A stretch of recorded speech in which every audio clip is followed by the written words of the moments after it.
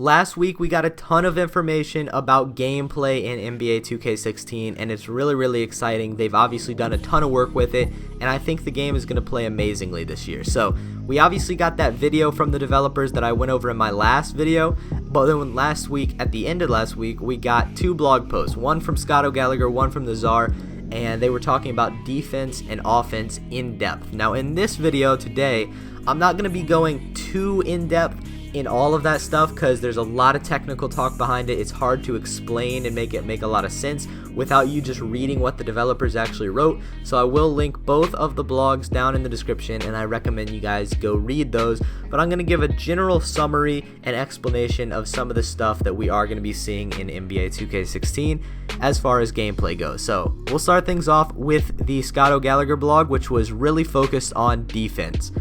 And as you guys know, in 2K15, defense was really bad. It was a struggle to play. The zigzag cheese was in full effect. You couldn't play on-ball defense. It just overall was not good. And that's been really their main focus with gameplay this year, I think. The defense has taken a huge step forward. And again, I'm not going to go too into the technical aspect of this, but now the defense is much smarter. The AI is way smarter. So when you're on offense, the defense is going to be better, and the way they're going to be better is now they have the ability to recognize the specific player that they're guarding and what their strengths and weaknesses are, how they want to play them depending on the game plan, and just generally on how that player plays. So the gameplay you guys are seeing in the background is all clips taken from these blog posts. So this is raw, official NBA 2K16 gameplay. And you'll notice in a lot of these clips that the defense does play smarter, and the offense also plays smarter, which I'll talk about later. But now the defense is able to anticipate based on what the offensive player is doing. So as you see in one of these clips with Steph Curry guarding John Wall, and John Wall pulls up for a jump shot, which looks beautiful, by the way. Very smooth transition between the signature size up to the jump shot.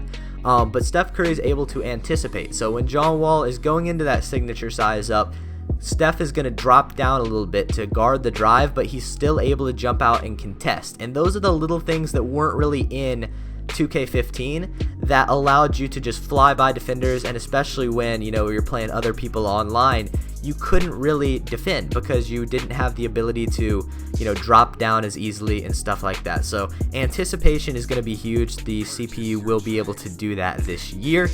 Also, off the ball is going to be huge as well. So now if you have a really good shooter like Kyle Korver or JJ Redick or anyone else that's running off screens a lot, Klay Thompson's another example, the defender is going to be able to recognize who that is, and they're going to be able to play them, accordingly. So if you have Kyle Korver running off a lot of screens, Kyle Korver is going to be noticeably better at running off screens than a lot of other people, but the defender is going to know that. So instead of just getting caught on a screen on like a floppy play, the defender's actually going to ride the hip of Kyle Korver and chase him off the line to make sure he doesn't get those shots. So that's huge because in 2K15, the floppy plays were really overpowered. You could recognize them. If you were playing defense, you could easily recognize them and stop them.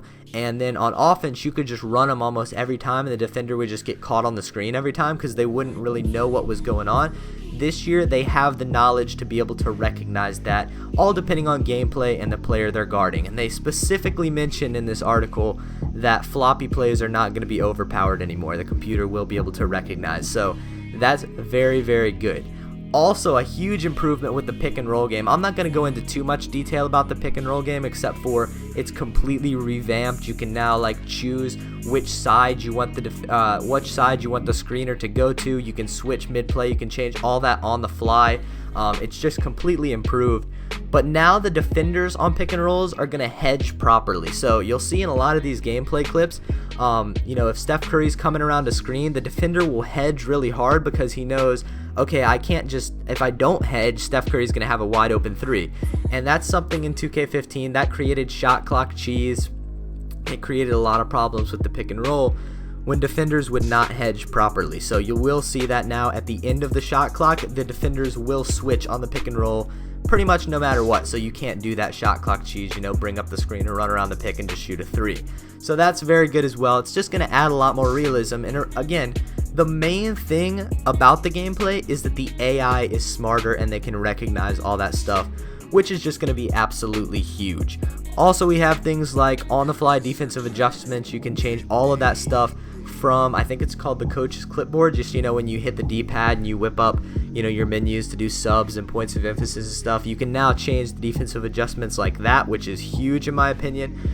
They now have indicators, like they have a badge called Championship DNA, which they were talking about, where like the best players like Kobe and LeBron, the smart players, when they're in the playoffs, they can like see double teams coming in advance. So if you're with a player that has that badge and you're posting up and the double team is coming, there's actually going to be an indicator under the two players that are coming to double team you, so you can see it in advance. So that's kind of cool as well. We have little indicators like that depending on a lot of things, like help side. So if you're playing defense, it'll notify you like where you're supposed to be and what your responsibilities are, so that'll help people that don't know the game as well. I'm sure you can turn a lot of that stuff off, but that is pretty cool as well. I think there was one more thing with that I wanted to mention. Oh yeah, crowding the dribbler. So now you'll see guys that are elite defenders.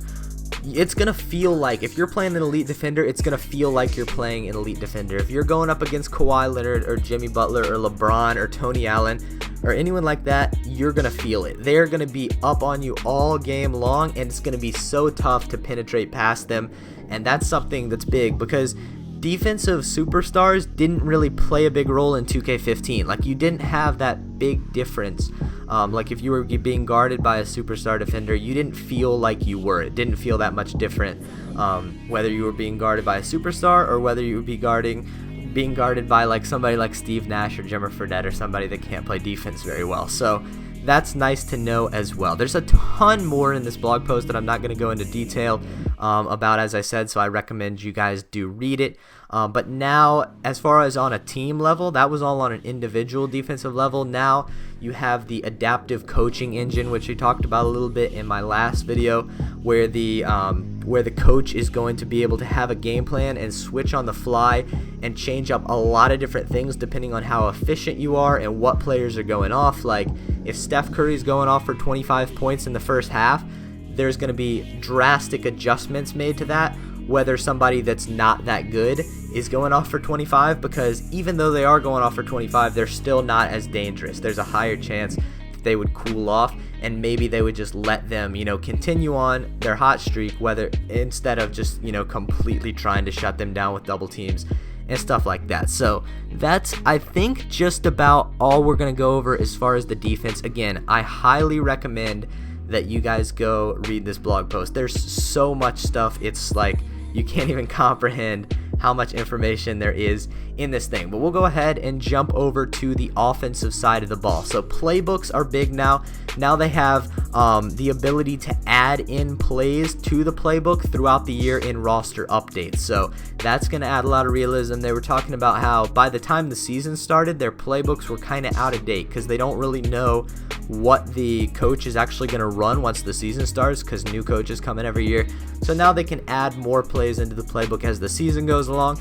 They've also brought in the practice plays, little practice mode where you can go in and try out plays and practice them for yourself. I know a lot of people will be happy about that. That's definitely going to be nice to have in a lot of different scenarios, playing online as well as playing in my league and my GM and stuff. I talked a little bit about some of the new player types that you can add to players now. The player types basically decided which plays you were going to be able to run for certain players. So you add stuff like pick and roll ball handler, pick and roll screener, somebody that's going to run off screens for 3-pointers, somebody who's going to run off screen for mid-range shots, all that stuff.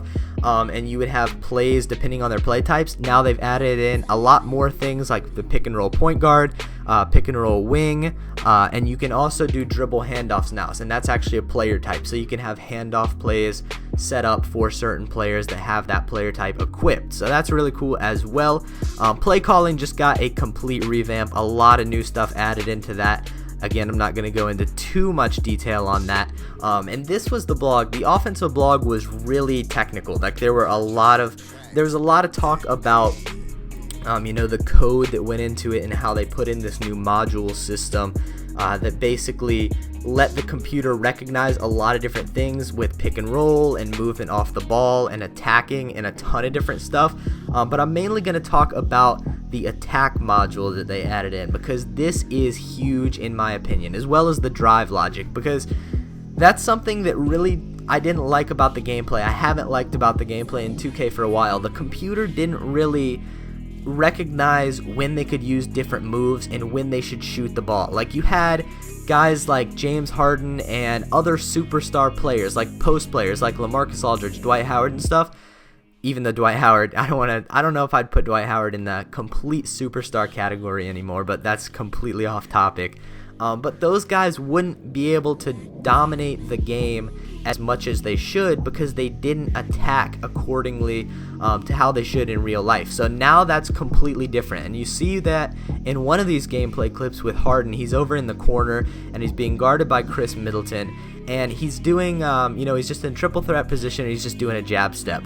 And when he does a jab step, Chris Middleton backs off for a second, and then Harden immediately recognizes that and pulls up for an open shot.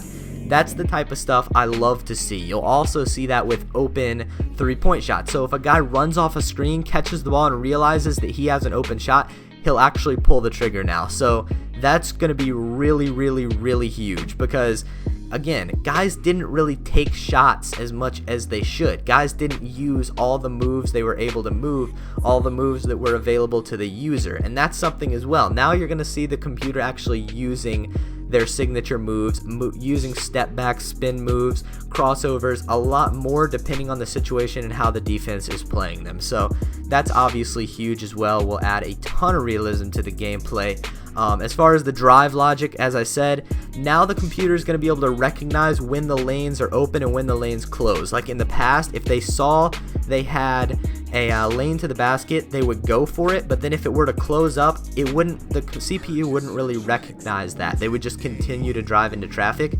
That's been changed now. So it's just overall, as I said before, the AI and it's all so much smarter than it has been in previous years, and I'm really excited to see more extended gameplay and actually to get to play the game, because people are talking about how it's just completely different. And another example of the CPU just being smarter is mismatches. The CPU wouldn't take advantage of mismatches in previous games. It just didn't. And now in 2K16, they will recognize that. If there is a big guy posting up a guard, they will immediately try to get the ball to that guy. But the defense is also smart. So if you're on offense and you dump the ball into the post where your big man has a guard on him, they're going to double team almost immediately depending on situations and stuff. So you're not going to be able to just exploit things like that and just dump the ball in the post and score every time. There's going to be more on the fly adjustments, and the CPU is going to be able to recognize all this stuff. And that's really it as far as all this stuff. They've added in a ton of new freelance offenses, a ton of new just general set offenses, like the Princeton offense. They've got the chin version of that. They've got the triangle offense. All this stuff has been modified, added in to just add a completely new level of realism into the game. And I highly recommend, as I've said many times before in this video, which has just kind of been all over the place, it feels like. Hopefully I've made some sense. But there's so much to just grasp. I mean, this is just an absolute overload of information for gameplay, and I definitely think you guys should go read these blog posts for yourself. I'm super excited for the game.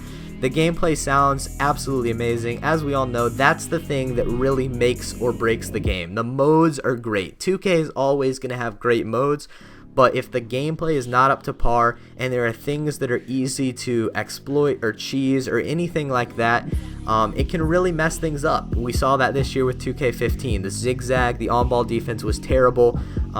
You had the patch 4 that messed up the sliders online and stuff. Now we're just going to be seeing a complete revamp on gameplay, and hopefully, it'll minimize all the cheese and make it feel a lot more realistic, and that's what it's looking like so far. So thank you guys for watching. We're closing in on about 15 minutes on this commentary. I really didn't want it to go this long, but hopefully you guys have stuck it out to the end. Let me know what you think about the gameplay in the comment section below. Let me know what you guys think about the blog posts if you've already read them. I would be interested to hear what you guys have to say. Thank you for watching, and I'll talk to you guys later.